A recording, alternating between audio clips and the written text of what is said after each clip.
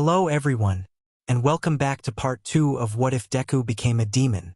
If you enjoy, support the channel by subscribe and sharing the video. Support the author Professional Ranter. Now enjoy the video.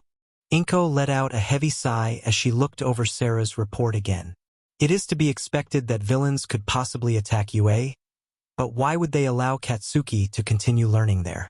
I should send someone up there to investigate. If I can be able to sever more of the GM's influence, they could grow desperate, and then it would be only a matter of time until they make a mistake and I can track them down and strike. Now, who to send? She talked out loud to her empty office. She had sent everyone out while she planned. A knock came at the door. Come in. An imp opened the door and leaned in. Ma'am. Inko gestured for them to continue. Lady Beelzebub is here to see you. She's getting impatient. Inko stared at the imp, confused for a moment before shaking her head. Let them in. Lady Beelzebub? Did Beelzebub have a kid after I left? Did he get married? The door to her office was slammed open, and in front of Inko was a tall fox-like demon with antennae sticking out from what appeared to be lava lamp hair which was mirrored at her waist.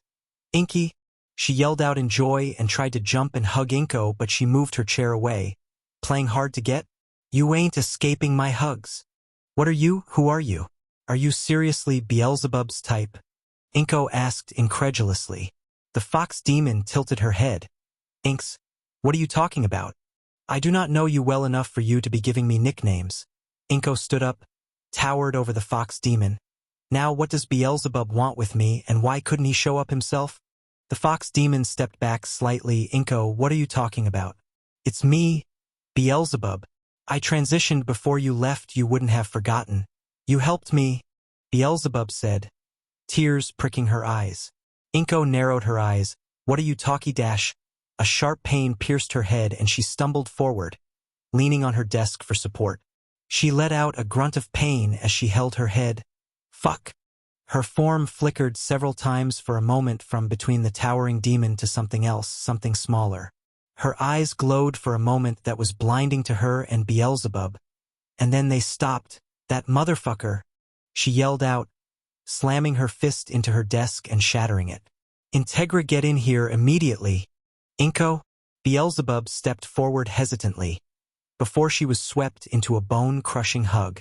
I am so sorry. How could I do that to you? Inko hugged one of her closest friends in hell tightly. Why, you remember? You asshole! Bee yelled out, but she was already hugging her friend tightly. Ma'am, what's happened?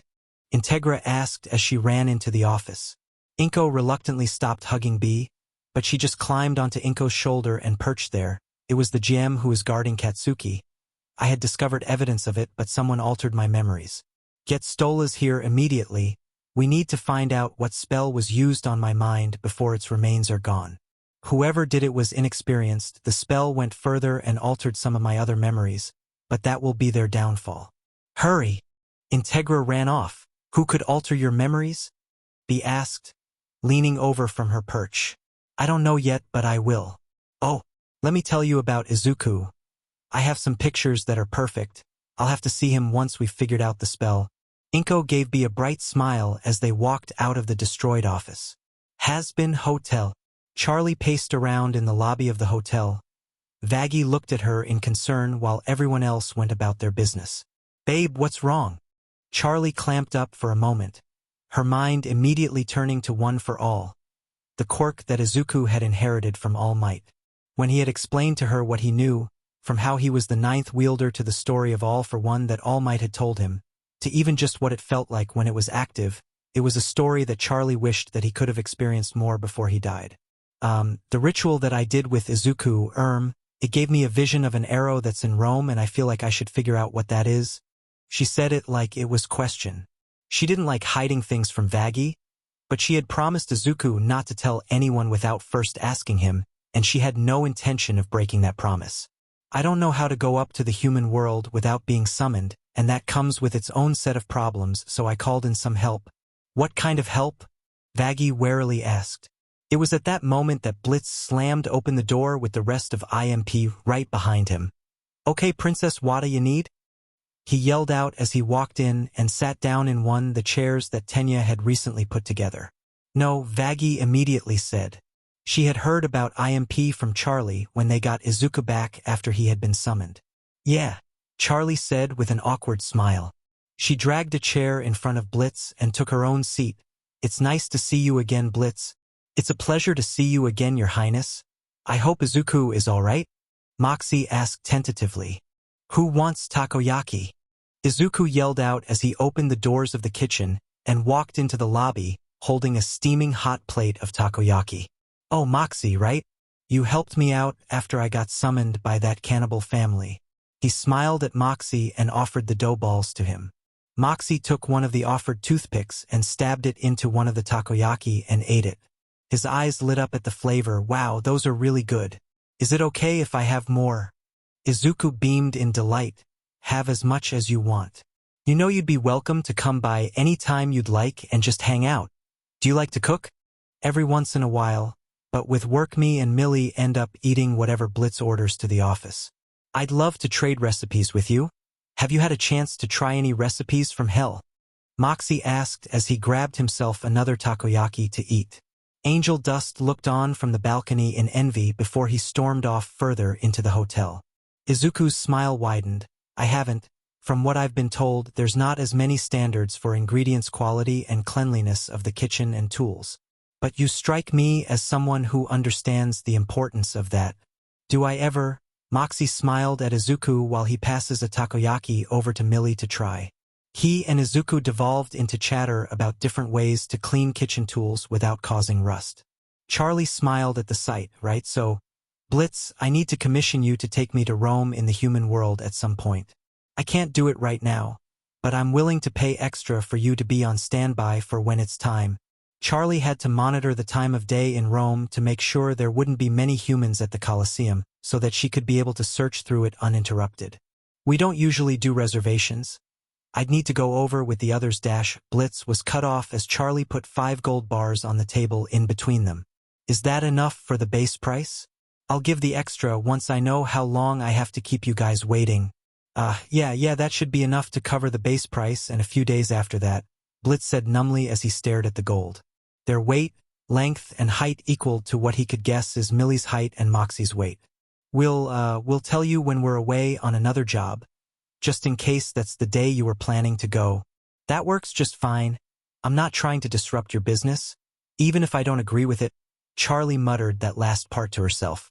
Angel stormed down the stairs and stomped up to Izuku and thrust out 2 of his hands to him, each holding a large duffel bag in it. Here, for both times. Now give me those. Izuku smiled at Angel and handed the plate to Moxie to hold. He grabbed both bags and opened each of them, and the others could see that they were drugs. Thank you, Angel, you can have some takoyaki, but be aware that I can cut you off again if you take any more drugs. He smiled widely at him while Angel dove at Moxie and grabbed the plate out of his hands and began shoveling the still steaming hot takoyaki into his mouth, not caring that he was burning his mouth. Izuku, what are you? Charlie tried to ask, but Vaggie gently squeezed her shoulder and stopped her. Izuku walked up to the incinerator and opened it, and promptly threw both duffel bags full of drugs into the flames and then closed the doors quickly. Oh, wait, were those 2 of Angel's stashes? 7 actually. I told him that I wouldn't let him be my taste tester for 3 days after I found him snorting some cocaine, or he could end the punishment early if he gave me one of his stashes to dispose of. When he was caught again, I extended the punishment a few more days. I told him that for each time he was caught, he'd have to give up another stash. We only caught him 3 times. I don't know why he gave up 4 more, but I ain't complaining. Izuku shrugged. Those 4 mean I get to pick the next 4 recipes. Angel said loudly before going right back to eating takoyaki. These are so good. He moaned out.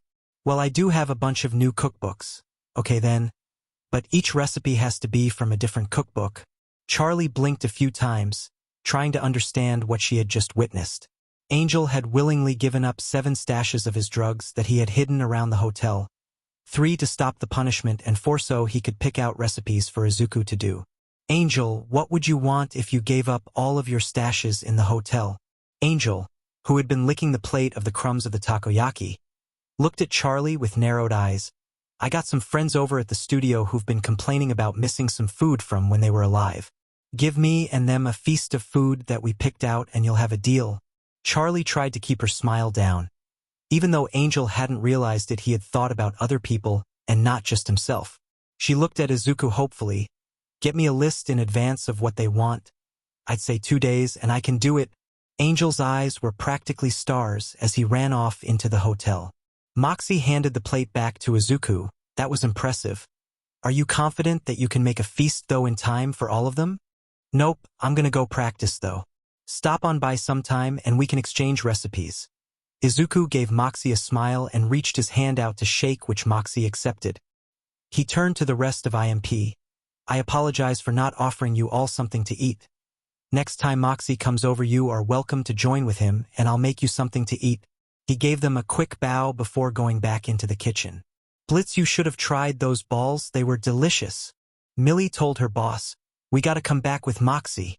Oh, hun. You gotta get the recipe for those balls. Luna rolled her eyes at Millie, but she wasn't going to complain about it. She'd been craving some meat dishes recently, but all the places she could get them had been burned down by some lady with a sword. I'll go start the car. Earth, Japan. Toshinori was standing outside of an airport leaning against his car Hercules, a gift that his friend David had given him a long time ago. He observed the people coming and going, seeing a few curses that he pulled to him and transformed into little orbs. The moment he had unlocked his curse technique, he had begun a hunt for as many curses that he could find, and there were plenty. From what his great-grandpa's notes told him, most of the curses he found were minor, no intelligence and little more than wild animals who acted off of instinct instead of actual thought. But curses could develop intelligence, and some could even be born with it. Those born with intelligence could be considered special grade curses, on par with SSS and SSS rank villains from what Toshinori could tell from the few examples that had been given in the notes. Most of the curses he caught he turned into orbs, which from the notes he could use as materials to enhance the curse tools that he had created, or turn human-made objects into cursed tools. The curses he hadn't turned into orbs, he'd turned them into throwing knives, a pair of steel-toes boots, and a pair of brass knuckles. And he had plans to make more weapons for what his ultimate goal was. Uncle Toshi, Melissa Shield, Toshinori's niece in all but blood, waved at him as she ran up to him. He caught her in a hug and waved around. It's so good to see you. It's good to see you too, Melissa. How have you been? What have you invented? Toshinori asked, giving her a big smile. I've been great, and I've been working on this gauntlet for your successor. When you told us how much his quirk was hurting him, I made them to help mitigate the drawback, though I'm still working with the prototypes. Do you think he'd be willing to test them out?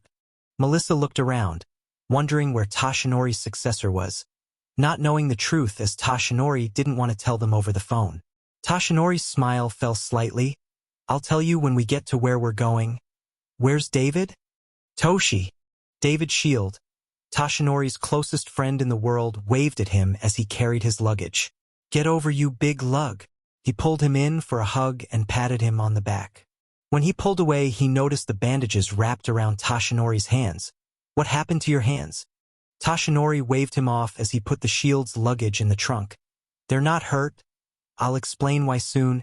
He opened the back door for Melissa and then the passenger side door for David. It's good to see you, Dave. Good to see you too, David said back as he got in. Once Toshinori sat down behind the steering wheel, he activated the tinted windows and began driving. So what's going on? You said you needed my help. My successor was murdered, Toshinori said bluntly as he turned on the video screen and began going through the files he had saved onto the car's hard drive, looking for the security footage of that day. What? Both David and Melissa yelled out, shocked and horrified at that. It gets way more complicated from there. I wouldn't normally show this to either of you, but it's the only way to show you. This is the security footage of the event. Toshinori hit play and focused on driving while David and Melissa's eyes were glued to the screen. The car was silent except for the footage for the few minutes that the footage played. When the footage ended, they remained in silence for a bit longer. Demons are real? Until Melissa broke it. Toshi, how can we help you against something like that? David turned to his friend, taking in the other changes to his attire. There's more, isn't there? A lot more. I don't know everything just yet. But I called you here to ask for help and to make sure you two can defend yourselves. Melissa leaned through the gap between the two front seats. How are we defending ourselves from demons? Not demons. Toshinori pulled to a stop in a parking lot that was across from a mountain. What else is there? Melissa asked as she and her father got out and followed Toshinori to the mountain. He didn't give them an answer right away. He led them in silence through the woods to a lone grave. What is this? Nana's grave, Toshinori told them. It was decided it would be best to put her grave somewhere hidden in case All for One tried to steal her corpse. David, can you give me your glasses? Toshinori held out his hand to David and he put his glasses in Toshinori's hand. He held out his other hand to Melissa, asking for her glasses as well. Once he was holding both of them, he began to channel his cursed energy into his hands. The energy pulled two spheres out from his pockets and began to fuse them into the glasses, making them float slightly to the shock of the two engineers. In a small flash of light, they stopped floating and Toshinori handed them back to their owners. Once you're able to see it, I can better explain what I need your help with. See what? David asked as he put his glasses on, only for both him and Melissa to scream at the cursed spirit that Toshinori had tied up with its own limbs next to Nana's grave. Its legs were the body of a spider and on top of the spider head was a feathered upper body with the head of a crow. It kept cawing and hissing with each of its heads as it struggled to get itself free. But Toshinori had used a combination of the silk it made and its own limbs to tie it up so tight that it can't move at all. What the fuck is that? David screamed out as he pushed Melissa behind him. Both of you can see it? Where did it come from? Melissa yelled out. It's been here the entire time. You guys just couldn't see it, Toshinori explained. David lifted his glasses off his eyes and saw the cursed spirit disappear from his sight. He put the glasses back over his eyes and looked at the creature again. He took his glasses off and on again several times. These things, they exist all around us, but not many people can see them. It requires either natural attunement to cursed energy or some sort of training that allows you to see them. Or the third option of turning glasses into cursed tools that let you see them. Cursed energy? David asked. He kept himself and Melissa far away from the cursed spirit. What's that? Toshi. What did you, Toshi, please just explain what the fuck is going on. Toshinori reached into his coat and took out a book he had compiled in preparation for David's questions. I don't know how to explain it properly, but everything in the book should be able to answer at least most of your questions. It's a copy of stuff that I've managed to find and the notes I've taken from working with my curse technique that I unlocked yesterday. David tentatively took the book. Why are you revealing all of this to us? In order to summon Inko, I need to make a sacrifice of something of equal power to her. I'm going to be using my curse technique to make the thing I'll be sacrificing. But I need your help to find her summoning circle and sigil. I told you guys about the cursed spirits and gave you a way to see them because I want you to be aware of these dangers and be able to defend yourselves against them. Toshinori reached out his hand and the tied-up cursed spirit began to separate into two streams of cursed energy. The feathered half turned into a dagger that had the design of a crow's feather while the spider half turned into a knuckle-duster glove. He gave the dagger to David and the glove to Melissa. I won't drag you guys into this if you don't want to do it. I know I've been a selfish friend to you in the past, David, and I'm sorry that I wasn't better. Even if you don't want to help me with the search, I still insist you both take the weapons. David held the dagger gingerly. It wasn't the first time he had held a weapon, but what Toshinori was saying, Toshi, you've never been a selfish friend. Could you be extremely hard-headed and an idiot? Yes. But you are one of my greatest friends. I trust you with my life and you trusted me with one of your greatest secrets.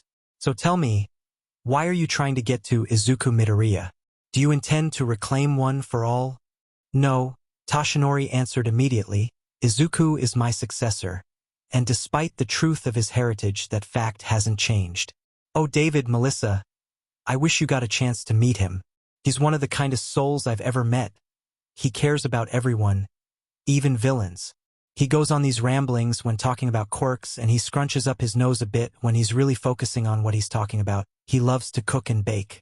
He's determined and hardworking, and he doesn't care about the fame of being a hero, he just wants to save people. I failed him as his teacher. I won't fail him as his predecessor. Melissa was reminded of how her dad talked when he was bragging about her achievements.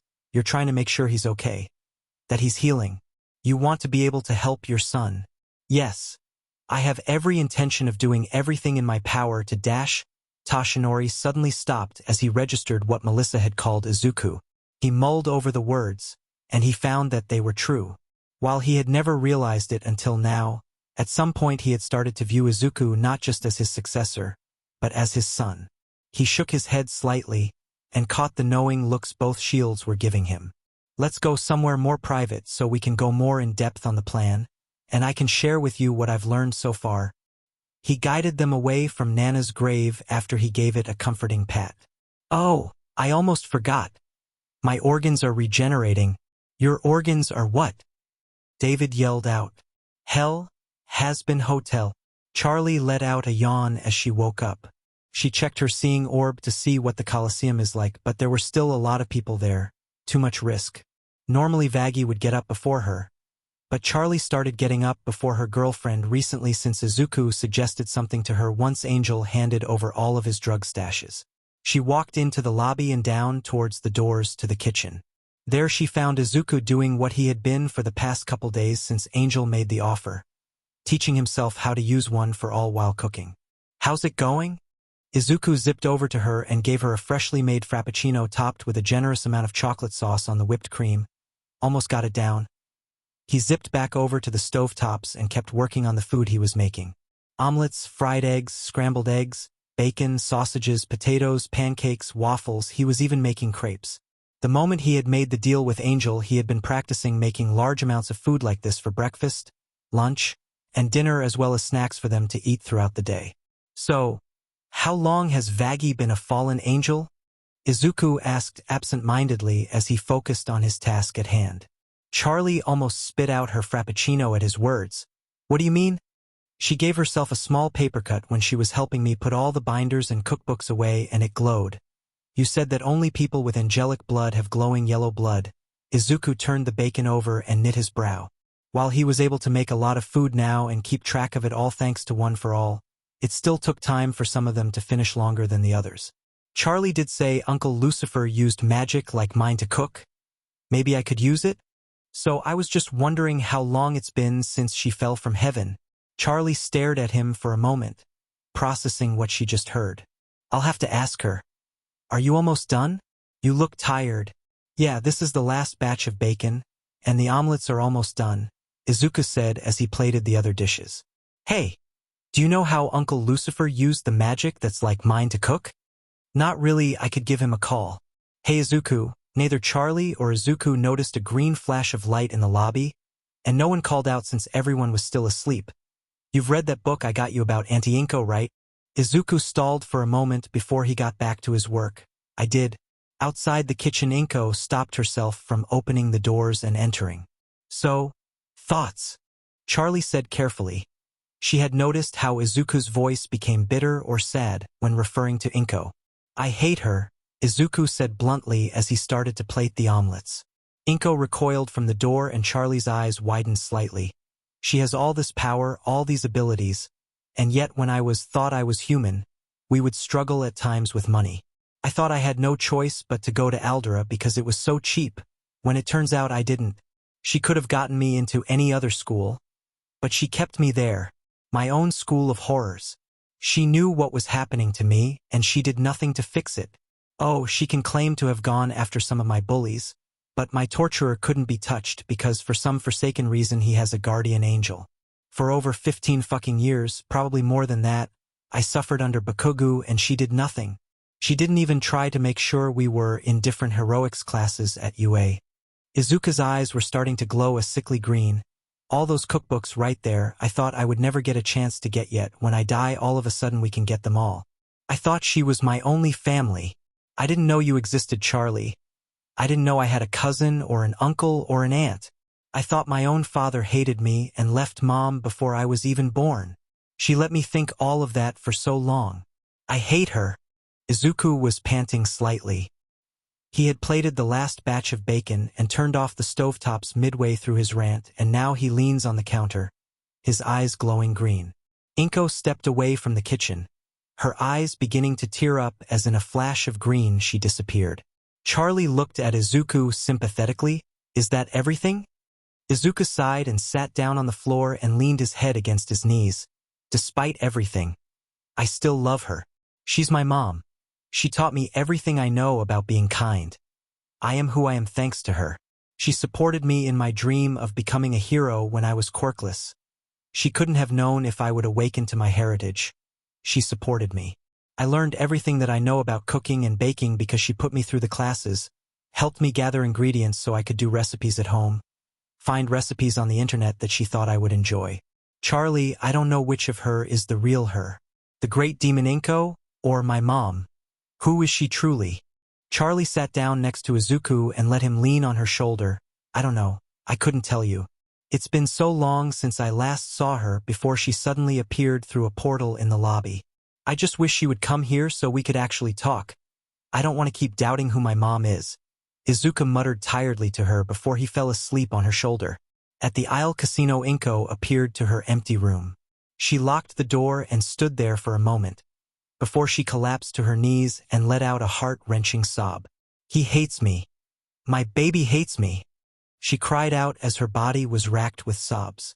She laid there on the floor of her room and sobbed, for there was nothing else she could do. Her son, the light of her life, hated her. Izuku ran through the streets, weaving his way through the people as he tried to reach Dagoba Beach on time. He saw it in the distance, and All Might waiting for him as well. Sorry I'm late, he yelled out as he skidded to a stop. It's okay, young Midoriya, Toshinori tilted his head as he noticed Izuku's frustrated expression. We'll be doing something different today. Come on. Toshinori grabbed and guided him into the vast trash pile that had replaced the beach until they reached a clearing in it. Now punch me. Eh? Present time, in hell? Charlie sat in the kitchen alone, holding a mug of coffee and staring at nothing. She hadn't slept at all. Her thoughts were filled only with what she had learned about Vaggie last night, a fallen angel. Izuku doesn't have any reason to lie. Have I ever seen her bleed? No, never. She's so careful, so skilled. So, where did she get her spear from? She's an exorcist. She's lied to me. Does she even care about what we're trying to do? Or is she sabotaging the hotel? Do I even know her? Despite the turbulence of her mind, Charlie's face remained blank as she stared forward. Hey Charlie, regular coffee today? Izuku asked as he walked in, startling Charlie, causing her to drop her mug on the floor where it shattered. Izuku looked at the shattered mug for a moment. Okay, I'm gonna go get started on making breakfast.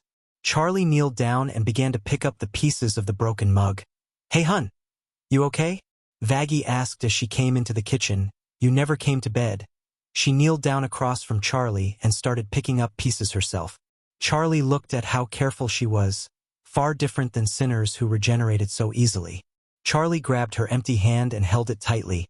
Vaggie gave her a small smile before it fell as she saw Charlie's strange expression. Vaggie didn't even finish saying her name when Charlie grabbed a shard and cut open the palm of Vaggie's palm. Gah! Charlie, what the Vaggie's words died as she looked at the palm of her hand where she was bleeding glowing yellow blood. You lied to me, Charlie said as she roughly let go of Vaggie's hand and stood up. Wait. Charlie, I can explain. Vaggie stood up quickly and tried to reach out to Charlie, but her hand was slapped away. Charlie's glare pierced her soul. It was so harsh. Exorcist. How many of my people did you murder? And you think that I wouldn't care? How long? How long have you been playing me? How long have you been using me? Charlie yelled at Vaggie, who stepped back in fear. Charlie's rage was bringing out all of her demonic features that she kept hidden. What was I to you? Just some idiot to fuck while you laughed at me behind my back as you sabotaged me? Get out. I won't let you sabotage me any further. Charlie pointed at the door in rage, flames jumping up around her. Vaggie tried to say something, but Charlie let out a growl and she ran. Izuku stared wide-eyed at Charlie. Why, you didn't know? Charlie panted as her rage died down.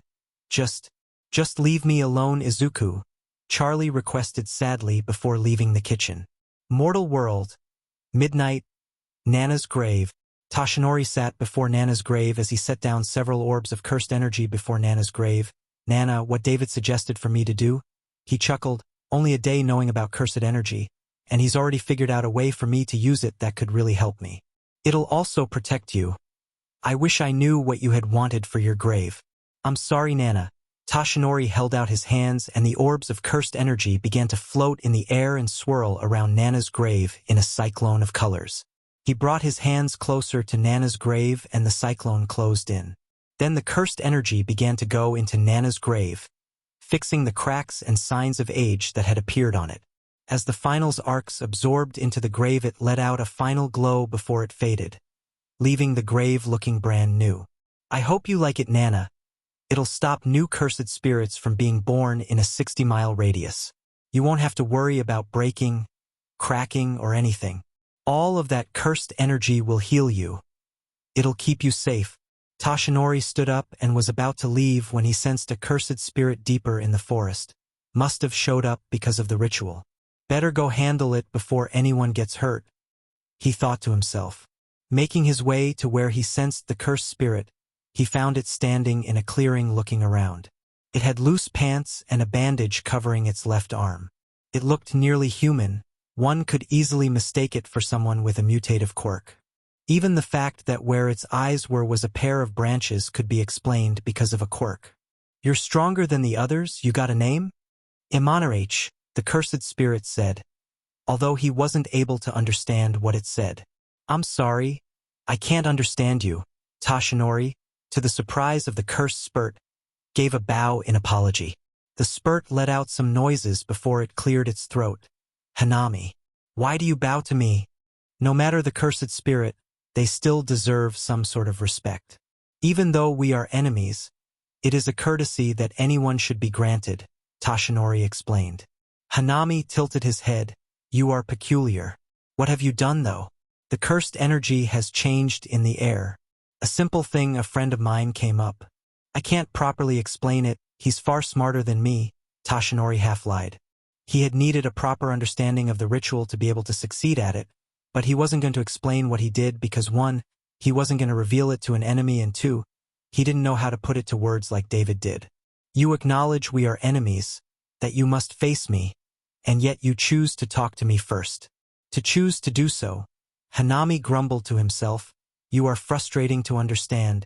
I get that a lot, Tashinori said before rushing forward and punching Hanami across the face. He stumbled back and Tashinori delivered 3 more quick punches before dodging to the side as Hanami grew several tendrils of wooden spikes that stabbed at where he had been standing. Seems our talk has come to an end. Very well. Hanami punched at Tashinori, but his inexperience showed with how easily Tashinori dodged and blocked his attacks. I forgot to tell you my name. Apologies for that. Tashinori swiped Hanami's legs out and elbowed him brutally into the ground. Tashinori Yagi. Now show me what you can do, Hanami. Hanami punched at him, but Tashinori dodged, then rolled to the side and jumped back to his feet. Summoning forth several wooden tendrils, they lashed out at Tashinori, but he dodged several of them until he couldn't. Then he punched them into splinters and rushed at Hanami, punching the wood to pieces as it got in his way. Jumping up, he kneed Hanami in the face, then grabbing the branches that were his eyes, Tashinori pulled him to the ground, then lifting him slammed him into the ground. Stepping on Hanami's chest, Tashinori pulled the branches out of Hanami's head. Hanami let out a blood-curdling scream. Throwing the branches to the side, Tashinori retreated as right away Hanami lashed out with several wooden tendrils. This is a fight to the death. I won't fight fair or hold back. Tashinori yelled out as Hanami rushed at him and punched at him several times. Stomping on Hanami's knee, he broke it and then punched Hanami in the throat twice. Hanami coughed up blood as he fell to the ground. I clearly underestimated him. I must retreat and warn the others of him.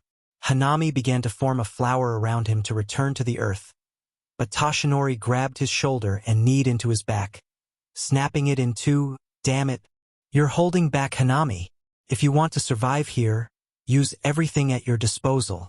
Grabbing Hanami's head, he smashed it into the ground several times.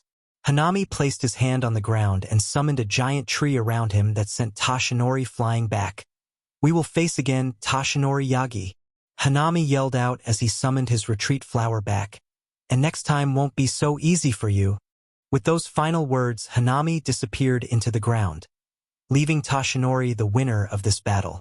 Toshinori stood up from where he had landed, so that must have been a special grade curse. I need to get gonna set up more beacons before my meeting with Nizu today. Hopefully this doesn't happen at the others. Toshinori shook his head as he walked down the mountain and back to the streets, to seek out other objects like Nana's grave to transform. Later that day, Yue. Sora rubbed his forehead as his class funneled into the gym he had gotten for the day. Alright everyone, come over and take the files with your names on them. They're notes on how you did at the USJ and where you can improve. Kirishima, Jairu, Todoroki, Mineta, come over here to talk.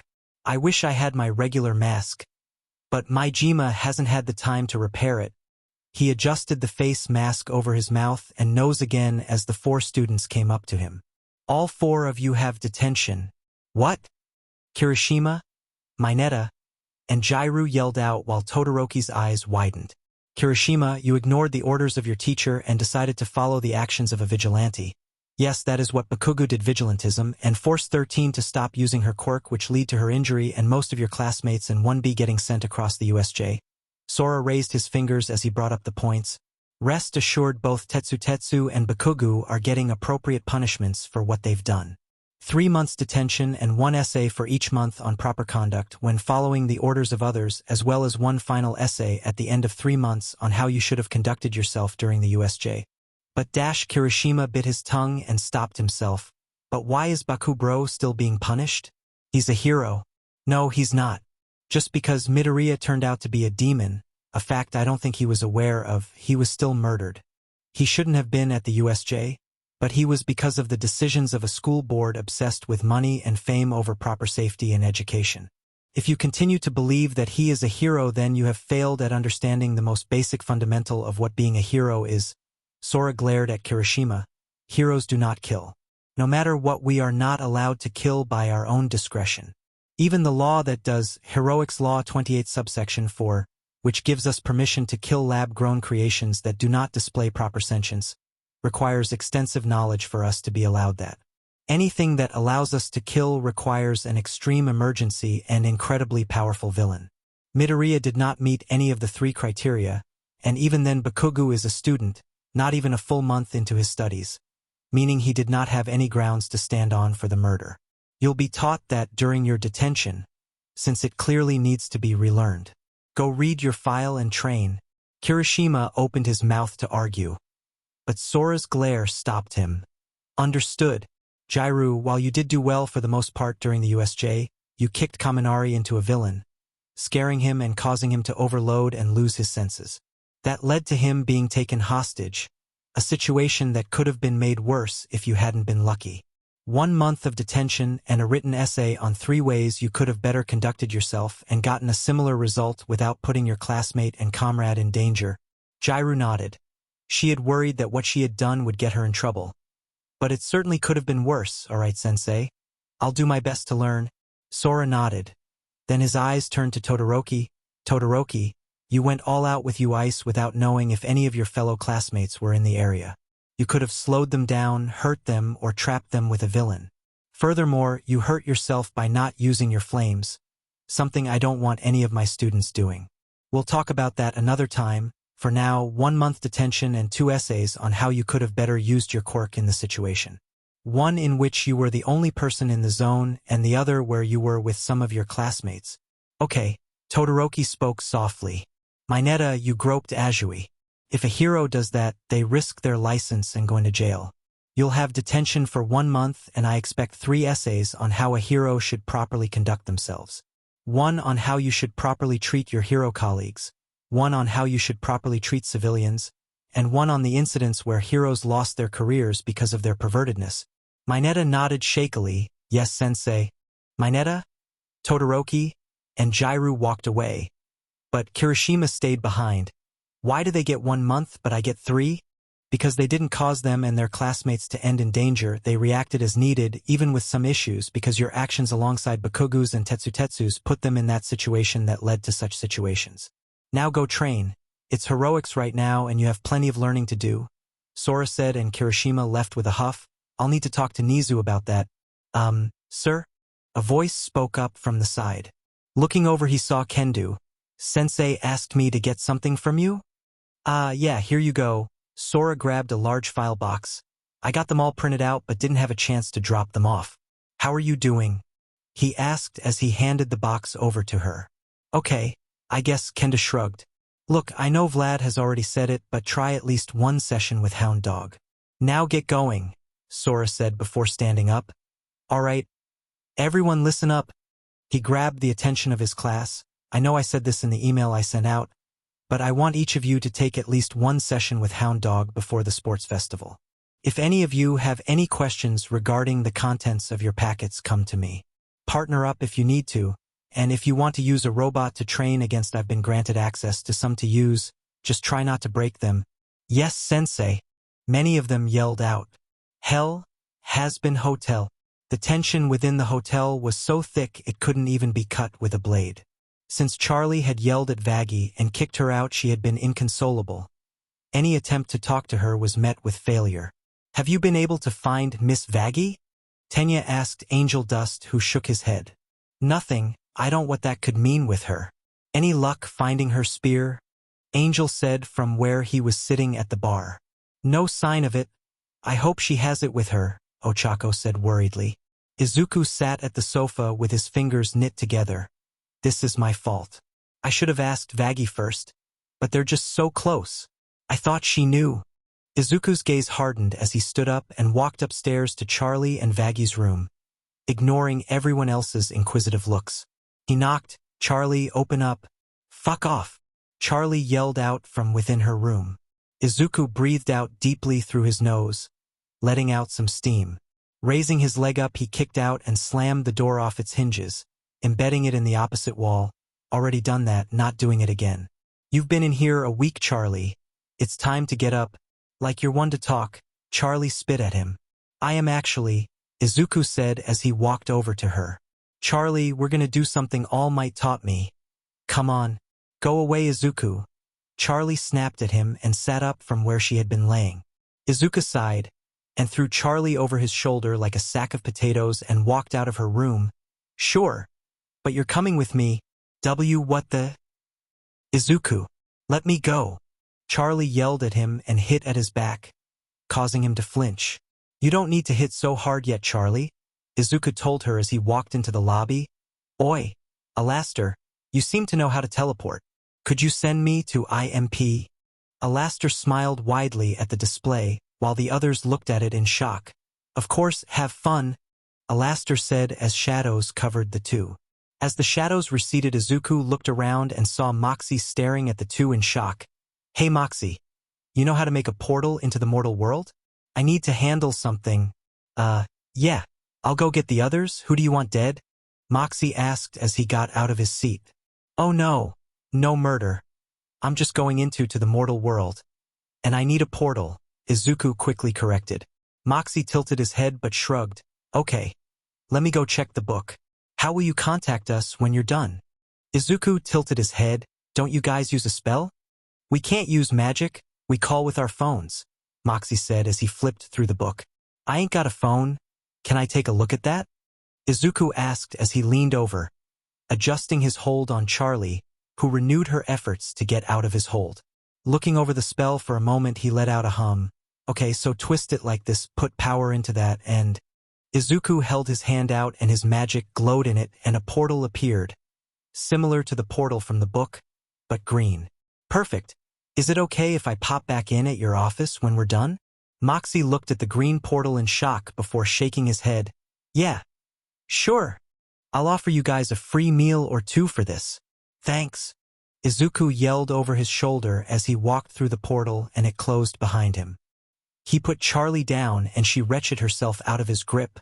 What are you trying to do, Izuku? Where are we? She asked as she looked around at the destroyed building and the dried blood. This is where I died, Izuku told her. Charlie's eyes widened. What dash? She turned around, only to see Izuku's glowing green fist coming straight at her. She let out a yelp and unfurled her wings and dodged to the side with a flap of them. Izuku's punch arced down, and an arc of wind blew out, destroying what remained of the wall of the building and carried on to the next two walls. "What are you doing?" "Come on, Charlie. Hit me," Izuku said flatly as he turned towards her, and the glowing lines of his arms spread out to the rest of his body. He walked over to her and raised his fist and brought it down on her, but she flew out of the building into the air. It hit the floor and the building collapsed around Izuku. He stood up with a glare and unfurled his wings from around his shoulders and waist and flew out of the collapsing building. Taking to the air, he looked around, until he saw Charlie heading for UA's main building. Charlie looked behind herself and saw Izuku flying after her. Looking back at the building, she saw the window coming in. She covered her face with her arms and crashed through it. "What the dash?" Saikijiro yelled out as he took a few steps back. Charlie looked at the full class. "I'm sorry. It's some dash." Charlie was cut off as something crashed through the wall with the blackboard, and sunlight was coming in through it. Izuku had drilled from the rooftop through the 3 blackboard walls for the 3 years. "What are you trying to do?" Izuku's glow pierced through the cloud of dust cloud. "I told you to hit me, Charlie." He spoke coldly as he stepped out, his eyes only on her. Vlad covered his fist in blood and rushed at Izuku and punched at him. But his fist stopped midair. "I've been practicing my magic. You can only run for so long before you have to fight me." Charlie stepped back, before running through the class door. Izuku sighed. "Please excuse the interruption." The wall of wind picked up speed and became visible and pushed Vlad out of the way as Izuku walked past him and into the hallway. Looking at Charlie as he ran away, he slapped his hand on the ground and ice shot out, covering the floor and causing her to slip. "You want to look human, you wear the shoes, you hide your traits, but you're holding yourself back from being able to properly do what you've set out to." Izuku easily walked across the ice he had created, using his claws to create friction and keep himself steady. Water magic has the potential to grant the ability to create ice. "What happens when I trap you?" Charlie kicked out at him, but he caught her leg with his tail. "I know you can fight." Vaggie wouldn't stop talking about how beautiful you looked while fighting. Charlie's eyes glowed red at the mention of Vaggie, before she let out a yelp as Izuku tossed her to the side with his tail. "I would have preferred to keep this in the fake city. You had to bring them into this." He pointed his hand at the nearby door that opened, and before they could look out, they were blasted back with water. "Don't mention her." Charlie spat at Izuku as she kicked her shoes off, revealing her hooves. "She lied to me for 3 years. What other secrets was she hiding from me? I told her everything." Charlie bolted down the hallway and twisted through them, with Izuku right behind her. "You didn't give her a chance to talk. We don't know the full story." Charlie burst through a pair of doors and into the cafeteria where students looked at her in surprise. Looking around, she ran further and past everyone, before a student with purple hair stood up in her way. "What are you doing here?" Shinso Hitoshi asked. Before she could respond, the doors flew off their hinges and flew through the air and embedded in the opposite wall of the huge cafeteria. "Charlie, hit me." Izuku's glare pierced through the cafeteria. "I'm not fighting you." Charlie snapped at him, pushing Shinso to the side and jumping through one of the windows. Izuku kneeled down and jumped forward, rocketing through the cafeteria and turning and going through another window to follow Charlie as she flew away. Raising his percentage, Izuku rocketed forward and spun through the air and kicked her down into the building below. "Everyone get back!" Sora yelled out as he pointed his gun at the cloud of dust from the person that had just crashed in through the roof. Izuku slammed into the ground and stood up. "Are you done running, Charlie?" Charlie stood up shakily, glaring at Izuku. "If this is your way of comforting people, then you need to stop." She shot her finger at him, and from the tip a ball of flame shot out and exploded at Izuku. Izuku held out his hand and the explosion stopped expanding. Then it began to shrink. "This little trick I found out about from a book. It's so useful when dealing with mistakes." The explosion shrunk further, until it shrunk to the size of a marble and floated in the palm of Izuku's hand. "Let's see what happens though when I release it." Pointing his hand up, he released it, and a giant plume of flames shot into the air and through the hole in ceiling. Charlie panted as she stepped back. Looking around, she recognized the people Izuku had described being in his class. "Why are you insisting on fighting me?" She turned back to him with a glare as she summoned a shield to her arm. "In the months since I've arrived, I have worked to help you, and I'm not stopping now." Izuku cracked his neck and stepped forward, But then Kirishima jumped between them. "Stop right there, Midoriya!" he yelled out. Izuku raised his eyebrow. "Out of the way. This has nothing to do with you. I'm a hero in training. I won't stand to the side," and Kirishima was cut off by a blast of wind that threw him to the side. "All of you stay out of this and put your gun down," Izuku ordered them all, and his tail slapped the ground in Sora's direction. Small cyclones of wind appeared around Charlie and Izuku, keeping everyone out. "You want me to fight you?" Charlie yelled at him, about to continue until she saw his hands shaking. "Fine, but you will explain yourself." Izuku smirked, the rings on his forearms shaking slightly, as a guitar began to play. The sound originating from the cyclones. Hands are shaking still, trying to hold it down. He started singing as he rushed forward and kicked Charlie's shield. Pushing her back, chaos starts to spill. He brought his hands together and slammed them down on the ground, creating a crater and sending Charlie through the roof, just hoping we all drown. Rushing after her, he blasted her with a torrent of water. "You'll try and take this to your grave. No mind for who's lost along the way." The torrent pushed Charlie back to the fake city and he stopped shooting it. "So cold out on this path you crave.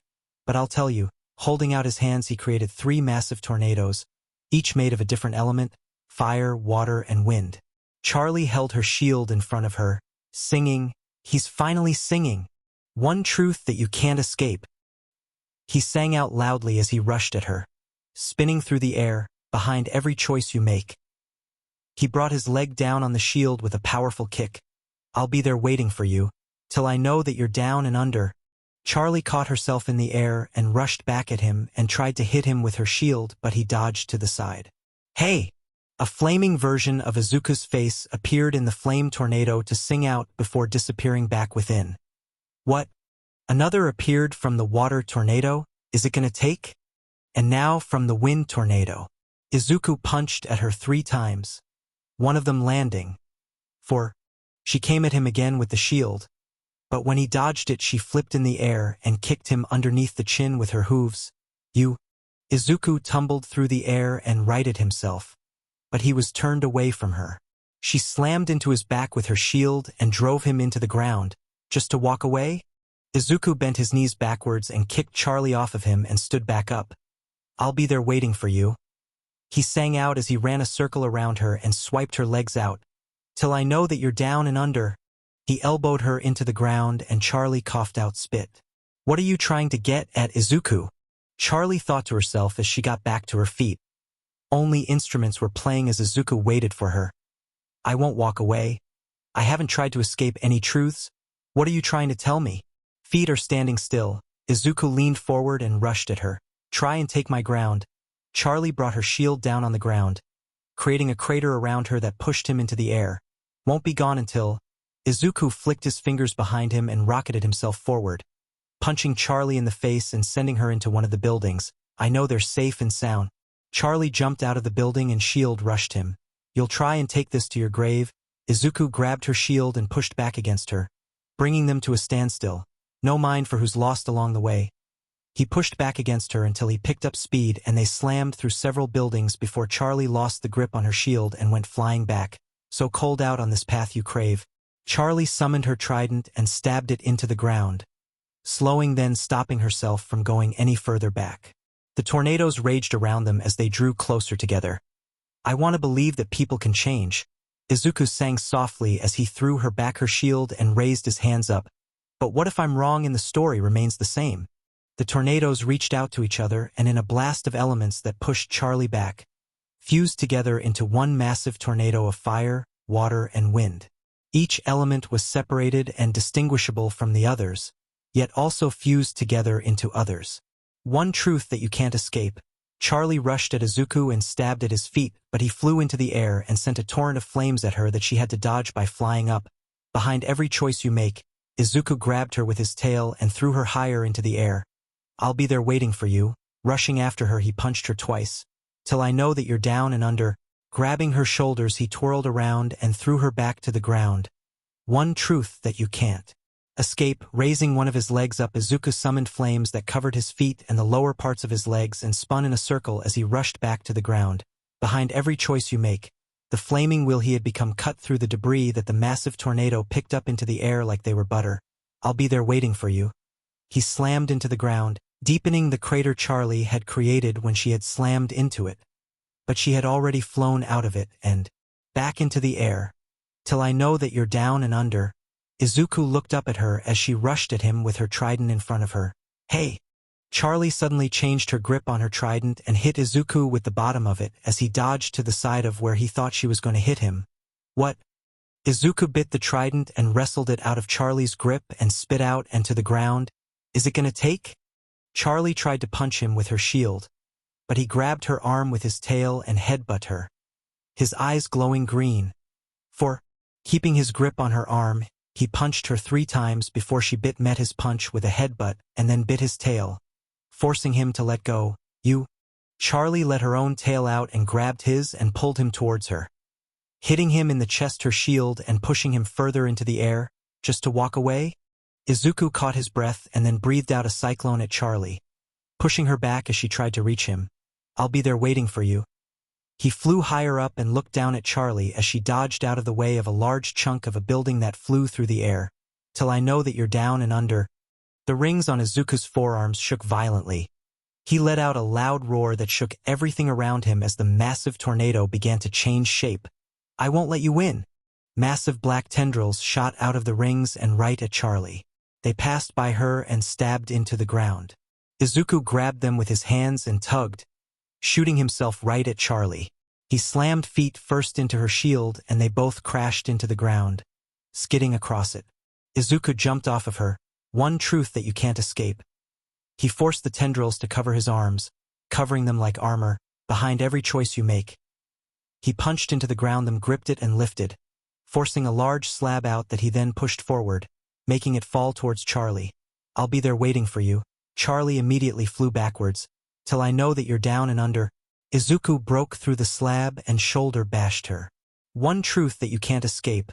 The tornado began to expand, consuming more of the fake city and its winds picking up the buildings of the other nearby fake cities. Behind every choice you make. Izuku grabbed her by her tail and spun her around and into one of the flying buildings. "I'll be there waiting for you." Charlie held out her hand and her trident flew into it. She cut the building in half, revealing that she had let her horns out and let her legs fully transform. "Till I know that you're down and under."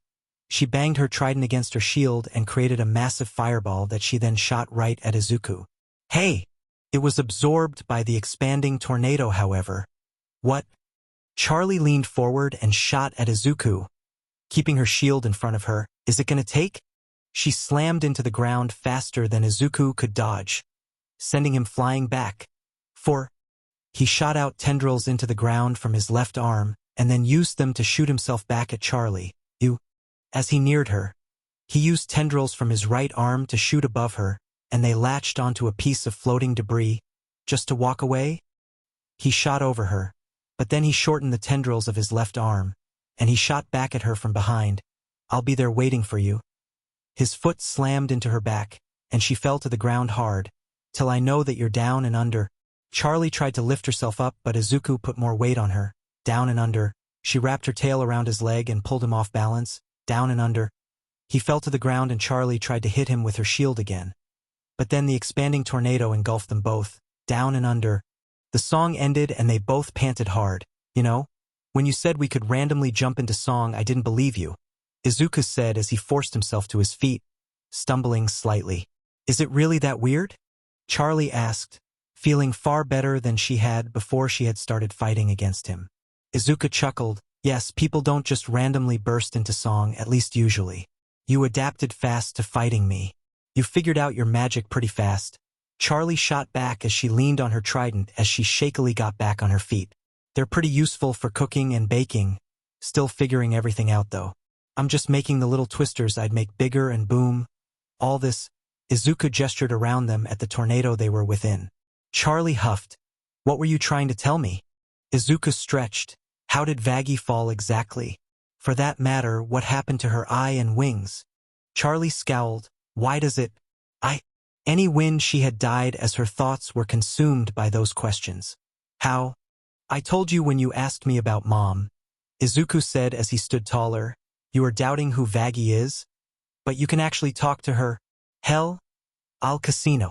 Inko, are you there, darling? Stolas knocked on the door to Inko's room. You're saying she's been in here for a week? He asked Integra. Yes, we don't know what she's doing, but she hasn't come out and we are beginning to grow concerned. She turned to look at the other side of the hallway as Beelzebub came down. Lady B, are you here to see Lady Inko? Yeah, I was hoping to meet my nephew, but she never called. Did the spell take over again? She asked concerned. Stolas and Integra's eyes widened. Stolas turned back to the door and hit it several times. Inko, open up. The door opened to a dark room. The curtains drawn and lights all out. Inks, Beelzebub called out as they entered. Fuck off, Inko responded from above. Integra walked towards one of the curtains, but she kicked something glass. Stopping for a moment, she grabbed the curtains and ripped them open to reveal several empty bottles. Inko, please come down, Stolas said as he picked one of the bottles and looked at the label. It was hard liquor, strong and could easily make someone drunk with a single shot. What's going on? Your paperwork is piling up and we have some things to talk about. A bottle dropped from above. What does it matter? Nothing matters anymore. Beelzebub floated up to the rafters and looked around, until she saw a pair of glowing green eyes in the darkness. Inks, come on. We'll break what hold the spell has and we can talk. Shut up. Inko jerked out of the darkness, a freshly opened bottle in her hand. She was far smaller, and a pair of angel wings hung from her back. A black halo hung over her head and her skin was ashen. There's no spell, there's no manipulations. There is nothing any of you can do. Her eyes glowed as she downed the entire bottle. Beelzebub moved back, shocked at seeing Inko like this. Inks, he hates me.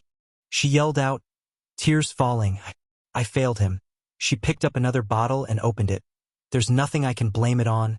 I failed him, as his guardian, as his mother. He hates me, she sobbed out, falling to her knees. Oh my love, I'm so sorry. I failed our son. I can never earn your forgiveness or his, she cried into the bottle. Stolas and Integra floated up on a platform. Inko, what has happened? Izuku, my baby. He hates me, Inko said, her shaking hands dropping the bottle that fell to the floor below and spilled its contents out. Nothing matters anymore. It's all pointless. He hates me. Stolas and Integra shared a look, but Beelzebub wrapped herself around Inko. Inks, come on, I'm gonna show you something that'll be nice. She pulled Inko up and out of the rafters. Let me show you my ring. Stolas, you can talk with her another time. Earth, with Charlie and Izuku. Inside the raging massive tornado, Charlie glared at Izuku. How can I trust anything she says? You saw the way she looked at you, Izuku said. She loves you, Charlie. She wasn't faking that. You couldn't fake something like that. Izuku jumped up and down several times as he talked. Ask her. I have no doubt she'll tell you everything. Why couldn't she tell me herself? Charlie yelled out, stepping forward slightly. 3 years. We've been together for 3 years. I have shared with her all of my insecurities, my fears, everything. I've never hidden anything from her. Why couldn't she tell me? She was afraid of losing you, her reaction when you cut her hand. Charlie. She loves you so much and she doesn't want to lose your love, Izuku said as he jumped up and sat down on the largest piece of rubble on the ground as the tornado raged around them. Looking down at Charlie, her perched his chin on his hand and leaned back. Are you going to throw everything you had with her away? How can I know if anything we had was real? Charlie cried out, tears threatening to fall. She's an exorcist. How many of my people has she murdered? Izuku bit his lip. Only she can tell you, Charlie. We don't know anything. I have my own doubts about her myself right now. But you're the one who has to handle this. Why does it have to be me? Charlie asked softly. Why do I have to fix this? Because if you don't, how can you say that your goal of redemption is true? Vaggie has supported you. If she's an exorcist yet she's in hell, then does she support the extermination? Izuku said softly as he tore off the remains of his shirt. Charlie's eyes widened. She trailed off and looked down. Why is Vaggie in hell? Her wings? Those scars on her back? Her eye? Charlie stabbed her trident into the ground and tossed her shield off. Breathing deeply in through her nose, she tore off her ruined coat and shirt and tied them around her chest. What remained of the tatters she used to tie her hair up into a proper ponytail. I have no reason to trust anything she says, after all the lies she gave me. I asked her about how she ended up in that alley, what caused those scars on her back, why she has an X over her eye patch, where she got her spear. She lied to me at every turn. Charlie yelled out, "What has she given me that I can trust her with? Why shouldn't I just throw away what I had with her when it was all lies?" Her tears fell.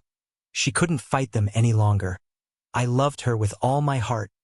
I gave her everything I could, and she gave me nothing but lies. She gave you her love. A piano began to play. Once again coming from the tornado. I ain't lying to you. Izuku sang out as rubble around Charlie began to dissolve into sand. What am I to gain? The sand swirled around her, blocking her view of Izuku. See, the truth can hurt, but who's to blame? The sand began to take shape into something. Let's all just go insane. The sand shaped into several exorcists, pulled from pictures Izuku had seen of them. Each shape raised their weapon at Charlie. All you've ever wanted, lost before it started. The fake exorcists flew at Charlie, swinging their weapons. No one's trying to bring you back. Charlie blocked a few with her shield and 2 others with her trident, but then 3 managed to get at her pack, but only 2 small cuts appeared. Let's not make a moment. Out of every stolen, Charlie whirled around, whacking 2 of the sand creations with the flat of her trident while the 3rd dodged back. Memory that you want back. Charlie rushed at the fake exorcist and thrust her trident forward, but she had to move her weapon to block an incoming attack from the side. Charlie jumped back and punched a nearby one with her shield. 2 cuts dash. Charlie's thoughts were cut off as she blocked another incoming attack with her shield, grunting in effort to keep her arm up. I have better ways to spend my time. Another exorcist attacked her from her left and got an attack in, but once again no cut. I have better things to do than hear you. Charlie fell to the side on her shield and kicked out, nailing an exorcist, then completed the roll and kneeled, looking over her shield with wary eyes. A piece of rubble flew at Charlie, forcing her to dodge. Doors are always changing. The exorcists that Charlie had felled reformed. Make a path worth taking. Charlie dug her trident into the ground and lifted with it, sending a small hail of rocks at the exorcists, but they dodged out of the way. And once again one that Charlie has missed attacked her from her blind spot and swiped at her, but no cut. Just know that you're not going home. Charlie unleashed a torrent of flames from the tip of her trident, turning 2 of the exorcists into glass statues. You can't keep your memories. The angels sang out the last word as they flew into the air and dive-bombed her. No, there's no remedies. Charlie stopped several with her shield, but 2 managed to get her, but only 1 cut. You scream, but no one hears a sound.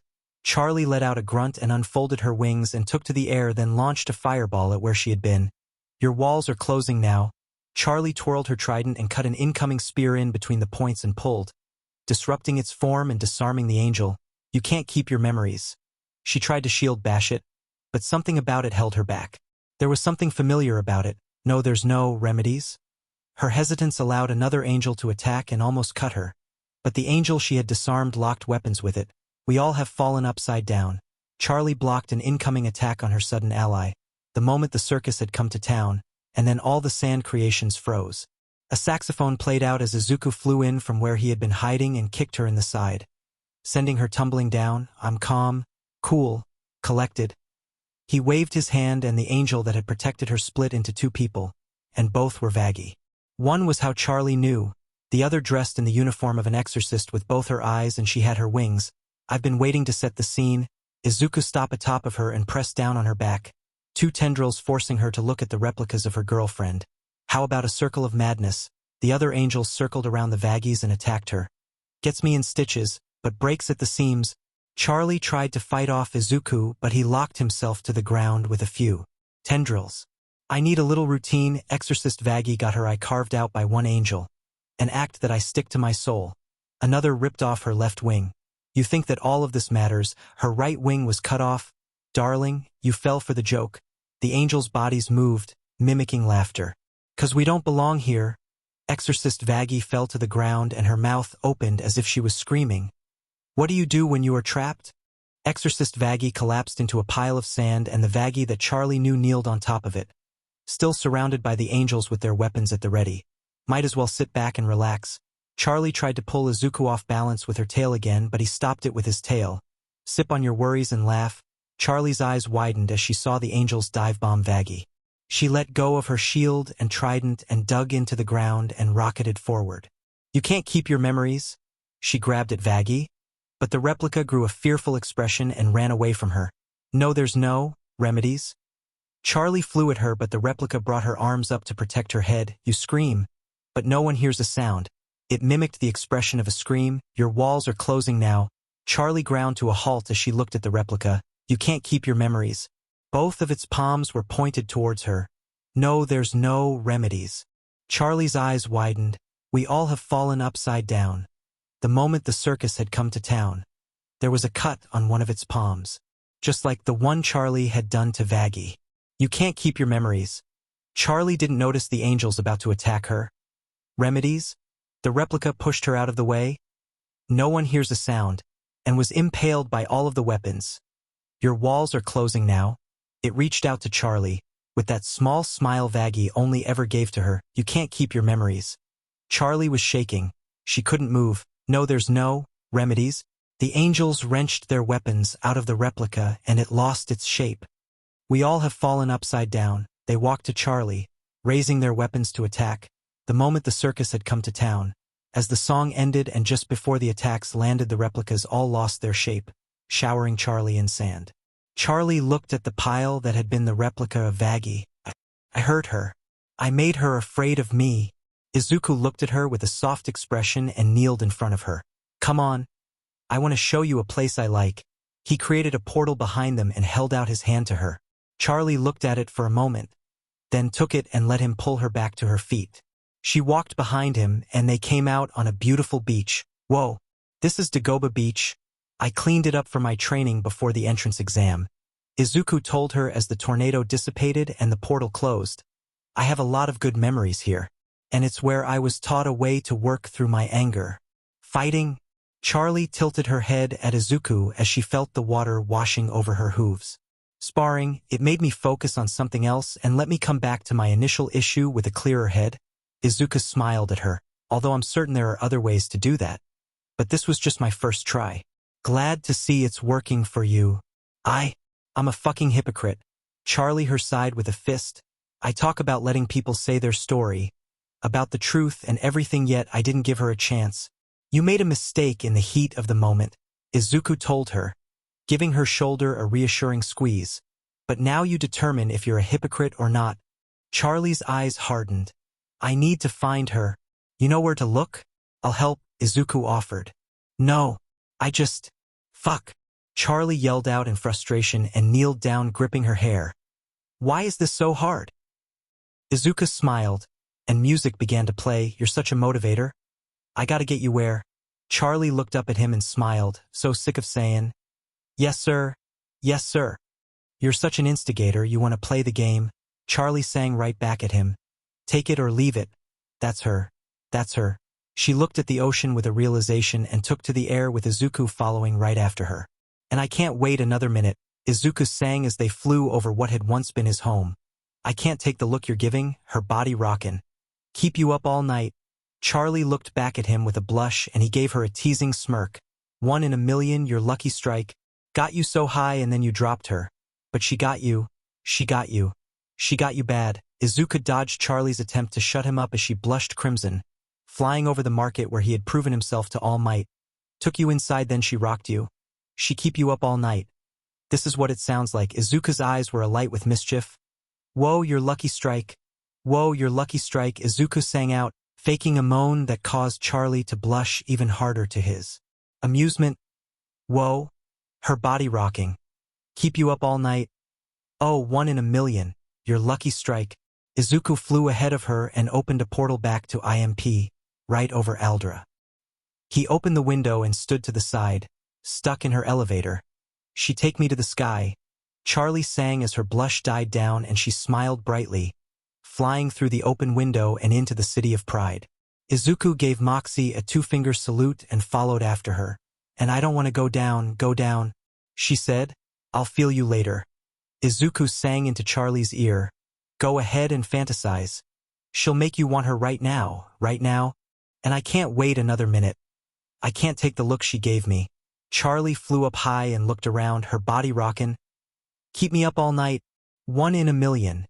Izuku nudged and pointed towards a distant fight. Your lucky strike.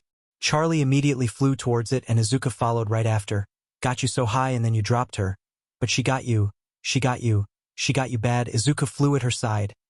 Leaning a bit so it appeared he was laying on his side and resting his head on fist. Took you inside and then she rocked you. She keep you up all night. This is what it sounds like. Charlie shot him a half glare but then let out a loud laugh. Whoa, your lucky strike. Whoa, your lucky strike. Whoa, her body. Rockin'. Keep you up all night. Oh, 1 in a million. My lucky strike. Charlie ended the chorus. Hey, you're taking all my pain away. I'm shaking like an earthquake. Izuku crossed his arms and flew up high. Hey, she's taking all your pain away. You're shaking like an earthquake. For a few beats they were silent as they neared the fight. Got me so high and then I dropped her. But she got me. She got me. She got me bad. Charlie sang as she summoned her trident and shield. Took me inside and then she rocked me. She keep me up all night. This is what it sounds like. Charlie smirked at Izuku who let out his own laugh. Whoa, my lucky strike. Whoa, my lucky strike. Whoa, her body rockin'. Keep me up all night. Oh, 1 in a million, my lucky strike. Charlie sent a fireball ahead of them and it separated Vaggie from the other demons. My lucky strike. My lucky strike. She dive-bombed the ground and created a crater where she hit it with her shield. Oh, her body rockin'. Keep me up all night. Oh, 1 in a million. And the song came to an end. Charlie? Vaggie asked tentatively, before her face exploded in a blush as she took in Charlie's appearance. Her suit was ruined, the lower part of her pants torn, and her legs bent like a goat's, their normal appearance. Her top had been torn off and repurposed into bindings for her chest, and she was covered in cuts. Even her hair was done up differently. Her tail, horns, and wings were out. She had abandoned any human look for her true form, and she looked incredibly hot as she stood up and stared at Vaggie. CHCHCH Charlie. I'm so sorry, Charlie walked towards Vaggie, stabbing her trident into the ground and dropping her shield, until she stood in front of her. She grabbed Vaggie's shoulders. Vaggie tensed up, ready to be yelled at, except Charlie picked her up and kissed her on the lips. Vaggie let out a squeak, but she then melted into the kiss, dropping her spear and wrapping her arms around Charlie. She then let out a louder squeak when Charlie licked her lips, asking for entrance. The kiss was interrupted by a loud crash as Izuku used several long tendrils to push the demons that tried to attack the reunited couple. I'll keep them off, you two lovebirds. Have fun. Izuku gave Charlie a thumbs up. Now, how about you fine people help me practice this new power of mine? Charlie held Vaggie tightly. Vaggie, I'm so sorry I hurt you. It's okay. I deserve dash. No, you don't. Charlie cut her off. Vaggie, I wish you told me you were an angel. I wish I didn't have to find out about it because you got a paper cut helping Izuku and he thought I knew. But nothing justifies hurting you. Vaggie felt her lip quivering and she hugged herself close to Charlie. I'm sorry. I'll tell you everything. Charlie smiled and chuckled. Oh, you will. But there's something we have to do first. Vaggie pulled herself away slightly so she could look at Charlie. I'm gonna make love to you until I burn through all of my energy, instead of going until you're tired, and I'm using all of the toys. This is your little punishment, you naughty girl. Charlie purred in Vaggie's ear and she shuddered. Well, let's get back to the hotel. Better get my punishment started right away.